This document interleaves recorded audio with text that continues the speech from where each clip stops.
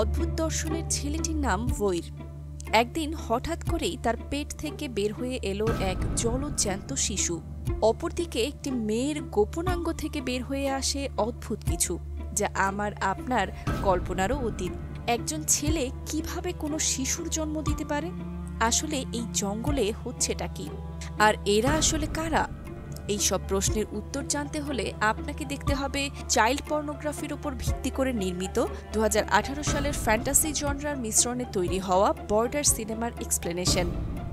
Swedish ইন্ডাস্ট্রির এই সিনেমাটি আপনাকে আশেপাশের জগৎ নিয়ে ভাবতে বাধ্য করবে। ফ্যান্টাসি জনরার সিনেমা হলেও এই সিনেমায় এমন কিছু দুর্দান্ত টুইস্ট আছে যা আপনার মস্তিষ্কে সৃষ্টি করবে চমক।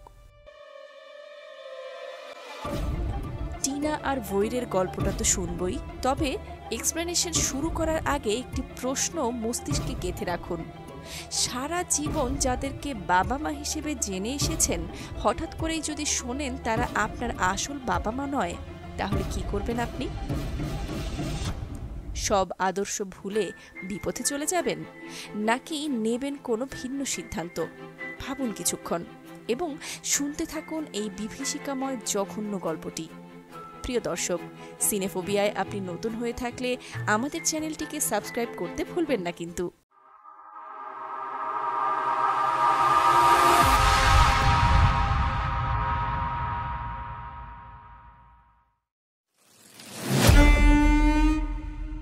গল্পের মূল চরিত্রের নাম টিনা। সে দেখতে আর 10টা সাধারণ মানুষের চেয়ে আলাদা। টিনার এই অস্বাভাবিক চেহারা হওয়ার পেছনে যুক্তি হিসেবে আপনি হার্মোফ্রোডাইটিজমের থিওরিটাকেও কাজে লাগাতে পারেন। ব্যক্তিগতভাবে সে পোকামাকড়কে খুব ভালোবাসে। প্রকৃতির সান্নিধ্যে সে যেন খুঁজে পেত নিজেকে। সে পেশায় একজন কাস্টমস অফিসার। তার মধ্যে ছিল কিছু অদ্ভুত ক্ষমতা। সে আসলে অনুভূতির গন্ধ উপলব্ধি করতে পারত। গন্ধ শুকে সে বলে দিতে পারত মানুষের মনের অবস্থা। মানুষের মনের গহীনে লুকানো লজ্জা, ঘৃণা, ভয় সবকিছুই দূর থেকে টের পেত টিনা। এই যেমন আজকেও দূর থেকে একজন লোককে দেখে সন্দেহ হয়েছে টিনার। কাছে আসতেই সন্দেহের বশে তাকে তল্লাশি করে সে, আর তার ব্যাগ থেকে বেরিয়ে আসে বেশ কয়েকটা মদের বোতল। সামান্য সন্দেহ রূপান্তরিত হয় বাস্তবতায়। কাজ শেষে টিনা বনের পথ ধরে বাড়ি যায়। বাড়িতে ঢোকার সময় রোল্যান্ডের কুকুরগুলো তাকে দেখে চিৎকার চেঁচামেচি করতে শুরু করে। এটা অবশ্য তাদের নিত্যদিনের রুটিন। কুকুরগুলো টিনাকে দেখলেই চিৎকার চেঁচামেচি করে বাড়ি মাথায় তোলে, যেন ভূত দেখেছে। এজন্য টিনা নিজের বাড়িতে আসতেও অস্বস্তি বোধ করে। রোল্যান্ড মূলত টিনার বয়ফ্রেন্ড। তার কাজ ছিল কুকুরদের ট্রেন করা এবং সেই কুকুরগুলোকে নিয়ে বিভিন্ন প্রতিযোগিতায় অংশগ্রহণ করা। টিনা ও রোল্যান্ড ডিনার টেবিলে বসে একে অপরের সাথে কিছুক্ষণ গল্পগুজব করার পর যে যার রুমে গিয়ে ঘুমিয়ে পড়ে। অর্থাৎ টিনা আর রোল্যান্ড এক বিছানায় বা এক ঘরে কখনোই ঘুমতো না। আসলে টিনা আর রোল্যান্ডের সম্পর্কটা ভালোবাসার নয়, বরং চাহিদা ও সমঝোতার। এই বাড়িটা টিনার। সে একা এই বাড়িতে থাকতে চাচ্ছিল না। সে চাচ্ছিল অন্তত কেউ একজন যেন তার সাথে থাকে। এদিকে রোল্যান্ডের দরকার ছিল নিরাপদ আশ্রয়, আর সেই সুবাদেই এই দুইজন ব্যক্তির একই বাড়িতে থাকা। পরের দিন টিনা যখন ডিউটি করছিল, তখন আরেকজন লোককে দেখে তার মনে কিছুটা সন্দেহ জাগে, কারণ তার শরীর থেকে আসছিল লজ্জা আর যৌনতার গন্ধ। কিন্তু টিনা ও তার সহকর্মী লোকটার ব্যাগ চেক করে তেমন কিছু খুঁজে পায় না। টিনা এবার লোকটার ফোন হাতে নিয়ে শুকতে থাকে। একটু পরই ফোন কেসের মধ্যে থেকে বেরিয়ে আসে এক আস্ত মেমোরি কার্ড। উপায়ান্তর না দেখে লোকটা সেই আস্ত মেমোরি কার্ড গিলে ফেলার চেষ্টা করে, কিন্তু টিনার সাথে থাকা অফিসার ওই লোকটির মুখ চেপে ধরে মেমোরি কার্ডটি বের করে নেয়। পরে দেখা যায় সেই মেমোরি কার্ড চাইল্ড পর্নোগ্রাফির বিভিন্ন ভিডিও দিয়ে ভর্তি। এর কিছুক্ষণ পরে টিনা তার মতো দেখতে অদ্ভুত চেহারার এক লোককে দেখতে পায়, যার নাম বৈর। এই বৈরের কথাই কিন্তু আমরা শুরুতেই বলেছিলাম। বৈরকে দেখে টিনার যেমন ভালো লাগছিল, তেমনি কাজ করছিল অস্বস্তি। এ যেন এক অজানা অনুভূতি। কাছে আসতেই টিনা বৈরের ব্যাগ চেক করে দেখতে চায় এবং ব্যাগের ভেতরে একটা কৌটার মধ্যে কিছু কেঁচো দেখতে পায়। সাথে একটা মেশিনও খুঁজে পেয়েছিল বটে। সেই মেশিন খুলে দেখা যায় সেখানেও কিছু পোকামাকড় রাখা আছে। এইসব দেখার পর টিনা তার কাছে জানতে চায় ব্যাগে এগুলো রাখার আসল কারণটা কি। বইয়ের জানায় এটা আসলে পোকামাকড় হ্যাচিংয়ের একটা মেশিন। সন্দেহজনক কিছু খুঁজে না পাওয়ায় সেদিন বইরকে ছেড়ে দেয়া হয়। কাজ শেষে টিনা একটা সুপার শপে গিয়ে এক প্যাকেট সিগারেট কেনে। তারপর সে তার বাবার সাথে দেখা করতে নার্সিংহোমে যায়। আসলে টিনার বাবা ধীরে ধীরে স্মৃতিশক্তি হারিয়ে ফেলছেন এবং তিনি একা একা হাঁটাচলাও করতে পারতেন না। একটা হুইল চেয়ারের সাহায্যে চলাফেরা করতে হতো তাকে। টিনার বাবা রোল্যান্ডকে সেরকম একটা পছন্দও করতেন না, কিন্তু টিনা তাকে বারবার আশ্বস্ত করে যে রোল্যান্ড খুবই ভালো ছেলে। ওই দিন বাবার সঙ্গে কথা শেষ করে টিনা তার বাড়ি ফেরে এবং রোল্যান্ডের সাথে তার বাবার স্বাস্থ্য নিয়ে কথা বলে। ঠিক সেই রাতে বাড়ির আশেপাশে কিছুটা পায়চারি করার পর এসে ঘুমিয়ে পড়ে টিনা। সেদিন টিনা যে মেমোরি কার্ডটা উদ্ধার করতে সাহায্য করেছিল সেটা সে ঠিক কিভাবে খুঁজে পেয়েছিল তা জানতেই পরের দিন টিনার বস তাকে অফিসে ডাকেন। সে জানায় লোকটার কাছ থেকে পাওয়া খারাপ অনুভূতির গন্ধের কারণেই তার সন্দেহ জেগেছিল। এরপর বস তাকে এই চাইল্ড পর্নোগ্রাফির এই কেসে সাহায্য করতে বলে। আসলে কোনো প্রমাণ ছাড়া সার্চ ওয়ারেন্ট ইস্যু করা যাচ্ছিল না, আর তারা সবাই এই ঘটনার আসল কালপ্রিটদের ধরতে চাচ্ছিল। অতঃপর টিনা তার বসকে সাহায্য করতে রাজি হয়। বাসায় ফিরে দেখে রোল্যান্ড অন্য একটা মেয়েকে বাড়িতে এনেছে। শুধু তাই নয়, এমনকি তারা বেডরুমে যৌন মিলন করছিল। সে তখন কাউকে কিছু বুঝতে না দিয়ে বাড়ি থেকে বের হয়ে যায় আর বাড়ির পাশে থাকা একটি লেকের পানিতে নেমে নগ্ন অবস্থায় গোসল করে। পরের দিন ফইর আবারও টিনার কাছে আসে। টিনা এবার সহকর্মীকে ব্যাগ চেক করতে বলে। ব্যাগে এবারও সন্দেহজনক কিছু খুঁজে পায় না তারা, কিন্তু টিনার সন্দেহ দূর হচ্ছিল না। সে প্রায় নিশ্চিত ছিল যে ভৈরের কাছে কিছু একটা আছে, তাই সে তার সহকর্মীকে ভৈরের তল্লাশি নিতে বলে। সবকিছু চেক করার পর প্রথমবারের মতো জানা যায় ভৈর আসলে একজন মেয়ে, আর তার পিঠে আছে একটা কাটা দাগ। যেমন টিনার পিঠেও একটা কাটা দাগ আছে তেমনই। সব শুনে টিনা বেশ চিন্তায় পড়ে যায় এবং তৎক্ষণাৎ সে ভৈরের কাছে ক্ষমা চায়, কারণ টিনা ভৈরকে প্রথমে ছেলে ভেবেছিল, যার কারণে এক পুরুষ সহকর্মীকে দিয়ে ভৈরের দেহ তল্লাশি করিয়েছিল। কিন্তু ভৈর জানায় যে সে টিনার বিরুদ্ধে কোনো অভিযোগ করবে না। পরবর্তীতে তারা একে অপরকে নিজেদের ঠিকানা শেয়ার করে। সেদিন টিনার মস্তিষ্কে শুধু একটা বিষয়ে ঘুরপাক খাচ্ছিল, আর তা হচ্ছে একজন মানুষের সাথে আরেকজন মানুষের এতটা মিল কিভাবে থাকতে পারে। সেদিন কাজ শেষে টিনা আবারও সেই নার্সিংহোমে যায় তার বাবার কাছ থেকে তার পিঠের সেই কাটা দাগটি সম্পর্কে বিস্তারিত জানার উদ্দেশ্যে। সেখানে তার বাবা জানান টিনার বয়স যখন ৩ বছর তখন সে একটা বিশাল পাথরের ওপর পড়ে গিয়েছিল। তখন তার পিঠ কেটে যায়, আর সে সময় বেশ কয়েকটা সেলাইও দিতে হয়েছিল। কিন্তু টিনার এই শৈশবের দুর্ঘটনার ব্যাপারে কিছুই মনে নেই। রাতে বাসায় ফেরার পথে টিনার প্রতিবেশী স্টিফেন তার গাড়ি থামায়। আসলে স্টিফেনের স্ত্রীর প্রসব ব্যথা উঠেছিল, আর সাহায্যের জন্য টিনার গাড়ি থামিয়েছিল তারা। টিনা তাদেরকে হাসপাতালে নামিয়ে দিয়ে নিজের বাড়িতে চলে আসে। এইদিকে রাতের বেলায় রোল্যান্ড নেশাগ্রস্ত অবস্থায় টিনার সাথে ইন্টিমেট হতে চায়, কিন্তু টিনা তাকে বাধা দেয়। এর আগেও তারা বেশ কয়েকবার ইন্টিমেট হওয়ার চেষ্টা করেছে, কিন্তু টিনা প্রতিবারই ব্যথা পেত, যার কারণে সে কখনোই শারীরিক সম্পর্কে জড়াতে চাইত না। কিন্তু রোল্যান্ড অস্থির হয়ে ওঠার কারণে অনেক জোর জবরদস্তি করতে থাকে। এক পর্যায়ে টিনা রোল্যান্ডকে ধাক্কা দিয়ে খাট থেকে ফেলে দেয়। অদ্ভুত বিষয় হচ্ছে যে টিনা একজন নারী হওয়া সত্ত্বেও তার মা হওয়ার কোনো ক্ষমতা ছিল না। টিনা আর ভৈরের ব্যাপারটা হচ্ছে অনেকটা ট্রান্সজেন্ডারের মতো, আর কোনোদিনই মা না হতে পারার দুঃখে প্রায়ই সে মন খারাপ করে বসে থাকত। একজন নারী হয়েও মা না হতে পারার আক্ষেপ তাকে ভেতরে ভেতরে দুমড়ে মুচড়ে শেষ করে দিচ্ছিল। পরের দিন টিনা ভৈরের হোটেলে যায় এবং সেখানে যাওয়ার পর সে দেখতে পায় ভৈর গাছ থেকে পোকা ধরে ধরে খাচ্ছে। সেদিন ভৈর টিনাকেও পোকা খেতে দেয়। অবশ্য টিনা প্রথমে এই পোকাগুলোকে খেতে চাচ্ছিল না, কিন্তু ভৈর জোর করে তার মুখে একটি কেঁচো ঢুকিয়ে দেয়। ঠিক সেই দিন প্রথমবারের মতো টিনা কেঁচো খেয়েছিল। কেঁচোর স্বাদটা ওই দিন বেশ ভালোই লাগে তার। একে অপরের সাথে কিছুটা সময় অতিক্রম করার পর টিনা ভৈরকে তার বাড়িতে নিয়ে আসে এবং তার বাড়ির আউট হাউসে তাকে থাকতে দেয়। এই সিদ্ধান্তে রোল্যান্ড বেশ অখুশি হয়। যেহেতু বাড়িটি টিনার, সেহেতু রোল্যান্ডের খুশি বা অখুশিতে কারো কিছু যায় আসে না। অতঃপর টিনা ভোইরকে নিয়ে আউট হাউসে যায় এবং সবকিছু দেখিয়ে ও বুঝিয়ে দেয়। ও হ্যাঁ, টিনার গালের মধ্যে একটি ক্ষতের দাগ ছিল, যা দেখার পর ভোইর টিনার কাছে এই দাগের রহস্য জানতে চায়। তখন টিনা জানায় বজ্রের আঘাতের একটি ক্ষত থেকে এই দাগ হয়েছে, কিন্তু ভোইর বলে তার শরীরেও নাকি ঠিক একই দাগ আছে। সে কথা শোনার পর বরাবরের মতো টিনা আবারও অবাক হলো।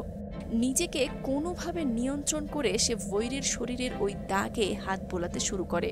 এই সুযোগে ভোইর টিনাকে চুমু খাওয়ার চেষ্টা করে। বিষয়টাকে তেমন একটা পাত্তা না দিয়ে ভোইরকে এক প্রকার অস্বস্তিকর ভাব দেখিয়ে নিজের রুমে চলে আসে টিনা। পরের দিন সে তার সহকর্মীর সাথে আরও একটি ইনভেস্টিগেশনে যায়। যাওয়ার পথে সে আবারও যৌনতা আর লজ্জার গন্ধ পায়। গন্ধ শুকতে শুকতে সে একটি অ্যাপার্টমেন্টের দরজায় এসে পৌঁছায়। তার স্পেশাল অ্যাবিলিটির কারণে মনে হতে থাকে যেন রুমের ভেতরে হয়তো কোনো শিশুকে নির্মমভাবে অত্যাচার করা হচ্ছে। ঠিক তখনই বাড়ির দরজা খুলে যায় আর এক দম্পতি বের হয়ে আসে। অ্যাপার্টমেন্টে এমনভাবে টিনাকে উকিঝুঁকি দিতে দেখে তারা বেশ ক্ষেপে গিয়েছিল, যার কারণে ওই দিন টিনা ও তার সহকর্মী বাধ্য হয়ে সেখান থেকে চলে আসে। অফিসে ফেরার পর টিনার বস তাকে বেশ খানিকক্ষণ বকাবকিও করতে থাকে, কারণ অ্যাপার্টমেন্টে গিয়ে কোনো রকম পারমিশন ছাড়া উকিঝুঁকি মারার কারণে। কিন্তু টিনার সহকর্মী জানায় সেও ওই বাড়িতে শিশুর আর্তনাদের আওয়াজ শুনেছিল, অথচ কোনো সরকারি রেকর্ডেই তাদের কোনো শিশুর কথা উল্লেখ নেই। বস এবার তাদেরকে আরও সাবধানে এবং ভালোভাবে ইনভেস্টিগেট করতে বলে। এর পরের দৃশ্যে আমরা দেখতে পাই কোনো এক বিকেলবেলা টিনা ঝর্ণার ধারে গিয়ে বসে থাকে। ওই জায়গাটা তার খুব প্রিয়। তাকে সঙ্গ দিতে ভৈরও এখানে আসে। তারা সেখানে বেশ কিছুক্ষণ গল্প করে। কথার এক পর্যায়ে টিনা বলে, একসময় আমি নিজেকে খুব স্পেশাল ভাবতাম, কিন্তু বড় হয়ে বুঝতে পেরেছি আমি স্পেশাল না, বরং আমার ক্রোমোজোমে ত্রুটি আছে, আর এই কারণেই আমি এমন দেখতে। কিন্তু ভোইর টিনার সেই কথা মানতে নারাজ। তার মতে সে পারফেক্ট। যেহেতু টিনার ষষ্ঠ ইন্দ্রিয় বা স্পেশাল কোনো অ্যাবিলিটি আছে, তার মানে সে অবশ্যই স্পেশাল এবং অন্য সবার চেয়ে আলাদা, অন্য সবার চেয়ে সুপিরিয়র। এরপর টিনা ভোইরকে নিয়ে স্টিফেনদের বাড়িতে যায়। সেখানে যাওয়ার পর স্টিফেনের নবজাতক শিশুটিকে তারা আদর সোহাগ করে। যাই হোক, এক রাতে ভোইর পেট ব্যথায় নিজের বিছানায় গড়াগড়ি করতে শুরু করে। সে কোনো মতে হাঁচড়ে পাচড়ে একটি জঙ্গলে গিয়ে পৌঁছায়, আর সেখানে যাওয়ার পর অদ্ভুত দর্শনের এক শিশু প্রসব করে। আসলে শারীরিক গঠনে দেখতে ছেলে হলেও তার প্রাইভেট পার্ট ছিল মেয়েদের মতো। এরপর আমরা দেখতে পাই টিনারা আবারও ওই বাড়ির সামনে আসে। বাড়ির মালিকরা কফি কিনতে যেতেই তারা সেই বাড়িতে প্রবেশ করে। টিনা এবার গন্ধ শুকে শুকে একটা ক্যামেরা খুঁজে পায়। সেই ক্যামেরায় ছিল বেশ কিছু চাইল্ড পর্নোগ্রাফির ভিডিও। এমন প্রমাণ পাওয়ার পর নিশ্চয়ই হাত গুটিয়ে বসে থাকা যায় না। হ্যাঁ, ঠিক তাই। তৎক্ষণাৎ সেই দম্পতিকে গ্রেফতার করা হয়। লোকটা প্রথমে সবকিছু অস্বীকার করতে থাকে, কিন্তু প্রমাণ দেখেই বোঝা যায় যে এই ভিডিওগুলো সে তৈরি করেছে। তারা বিভিন্ন জায়গা থেকে শিশুদের এনে সেই সব ভিডিও তৈরি করত। ওইদিকে রাত্রের বেলা ভোইর শিশুটিকে কেঁচো পিষে খাওয়ায়। এরপর তাকে একটি বাক্সে ঢুকিয়ে একটি ফ্রিজে রেখে দেয়। অন্যদিকে টিনা কল্পনায় ভোইরকে দেখতে পায়। পরের দিন রোল্যান্ড তার কুকুরগুলোকে নিয়ে একটি প্রতিযোগিতার জন্য শহরের বাইরে যায় এবং যাবার বেলায় টিনাকে বলে যায় যাতে সে সবসময় সাবধানে থাকে। পরের দিন বজ্রসহ বৃষ্টি হচ্ছিল। ভোইর ও টিনা দুজনেই ভয়ে একে অপরকে জড়িয়ে ধরে। এক পর্যায়ে বৃষ্টি থামলে তারা বাইরে যায় এবং একে অপরকে আলিঙ্গন করে। ঠিক এমন সময়ে অদ্ভুত একটা ঘটনা ঘটে যায়। হঠাৎ করেই তখন টিনার গোপনাঙ্গ থেকে পুরুষের গোপনাঙ্গ বের হয়ে আসে।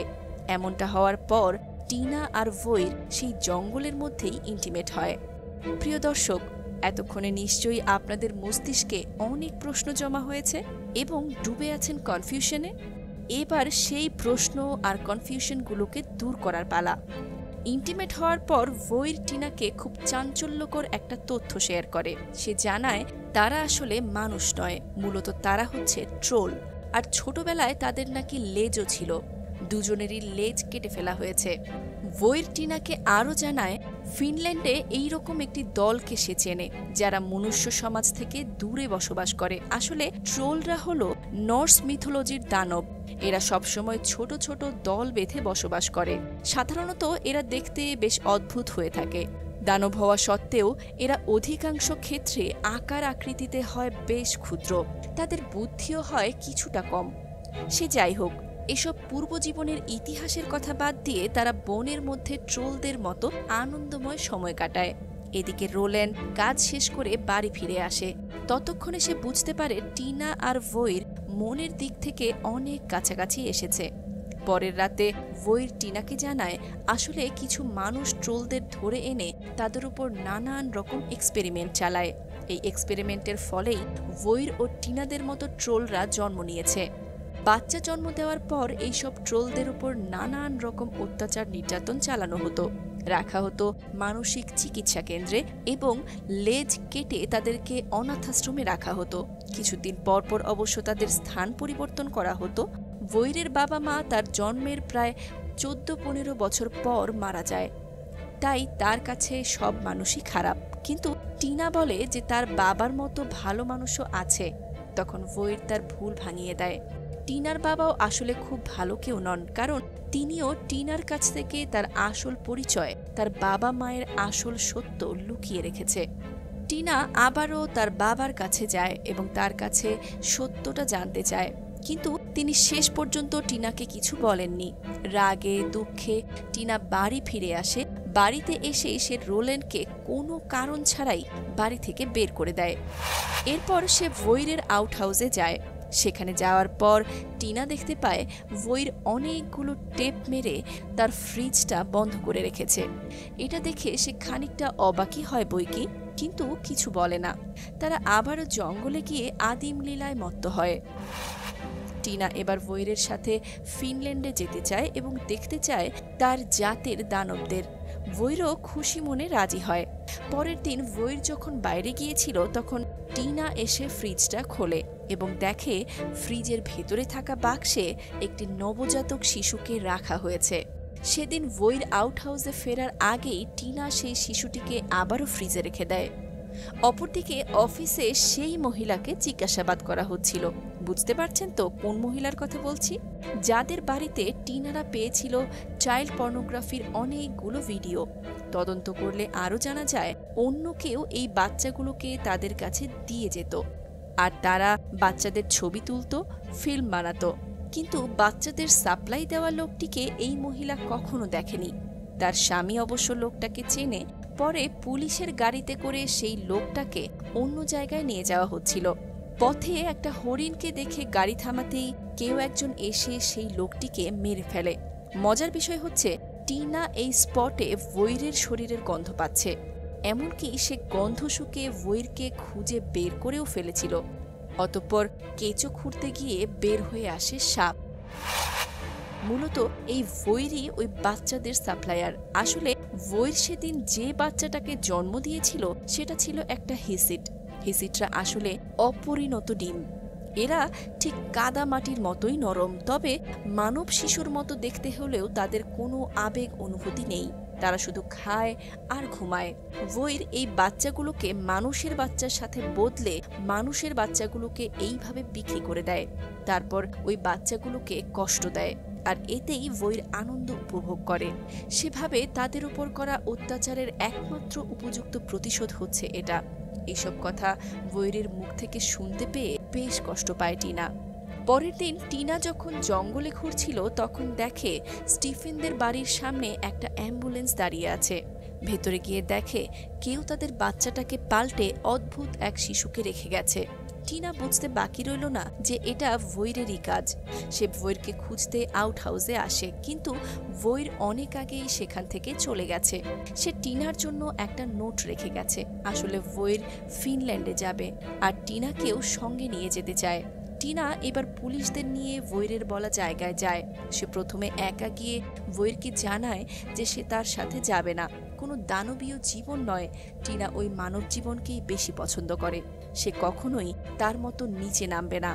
এরপর টিনা ইশারা করলে তার সহকর্মীরা এসে ভৈরকে ধরে ফেলে, কিন্তু ভৈর তখন নদীতে ঝাঁপ দিয়ে পালিয়ে যায়।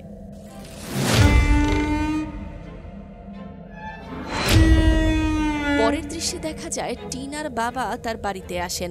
তিনি জানান টিনার আসল বাবা মা একটা মানসিক হাসপাতালে ভর্তি ছিলেন, আর তিনি ছিলেন শুধুই একজন কেয়ারটেকার। তিনি টিনাকে অনাথাশ্রম থেকে এনে নিজের কাছে রেখেছিলেন, নিজের সন্তানের মতো বড় করেছিলেন। আর টিনার বাবা মা অনেক বছর আগেই মারা গিয়েছিলেন। টিনা এবার সোজা তার বাবা মার কবরের কাছে চলে আসে। সেখানে সে অনেকটা সময় কাটায়। কিছু সপ্তাহ পর টিনা আবারও স্বাভাবিক জীবনে ফিরে আসে।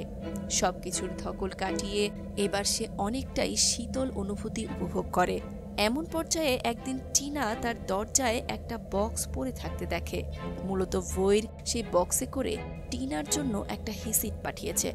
টিনা হিসিটটাকে পোকা ধরে ধরে খাওয়ায় এবং তাকে আদর করে, অর্থাৎ সে এই হিসিটটাকে আপন করে নিয়েছে। টিনার শেষ জীবনে নতুন সঙ্গী হয় একটি হিসিট। আর এখানেই সমাপ্তি ঘটে জঘন্যতম প্রতিশোধের গল্পটি। প্রিয় দর্শক, আজকের এই সিনেমাটি আপনাদের কাছে কেমন লাগলো তা জানাতে ভুলবেন না কিন্তু। আজকের মতো এখানেই বিদায় নিচ্ছি। আবারও সিনেফোবিয়া হাজির হবে দুর্দান্ত কোনো সিনেমার গল্প নিয়ে। ততক্ষণ পর্যন্ত ভালো থাকুন এবং ভালো রাখুন। Thanks for watching.